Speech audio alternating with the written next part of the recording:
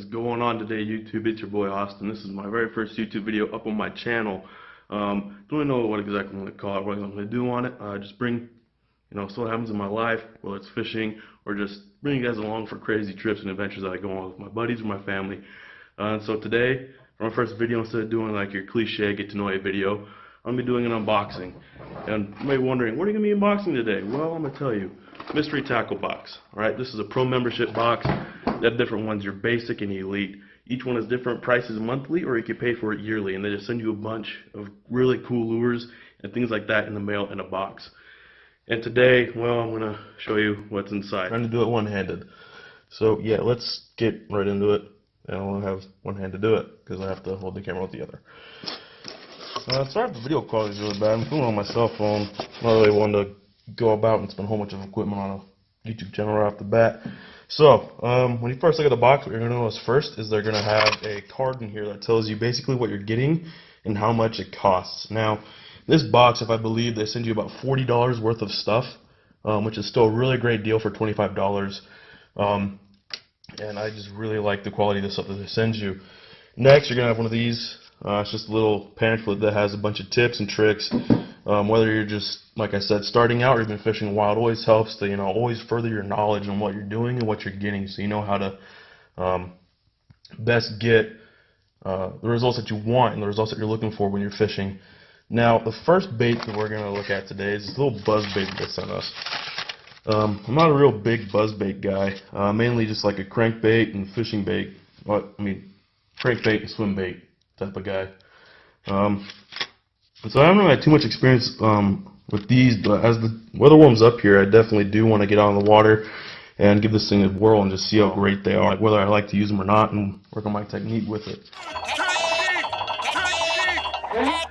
You're not doing the technique. Next, we have some Biolab, what look to be kind of like Senkos. Senkos are a really great bait, whether you're running like a Senko or like a drop shot, or you're just trying to jig and stuff like that, and get like some really nice sized bass. Like I've seen some really good sized fish come from these, and baits similar to it. So if you're just starting out, this is definitely a kind of bait that you definitely would like to practice with and try and get better at, and get used to using. Next, let's go with these. Do I know what these are? Oh wait, yeah, those are weight stoppers.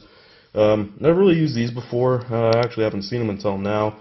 The only thing that really is to stop weights on my line are split shots, and I prefer to put weight on my line the old-fashioned way, like when I'm trout fishing or when I'm just like out cat fishing. I just throw some split shots on with some regular old little egg sinkers and call it a day.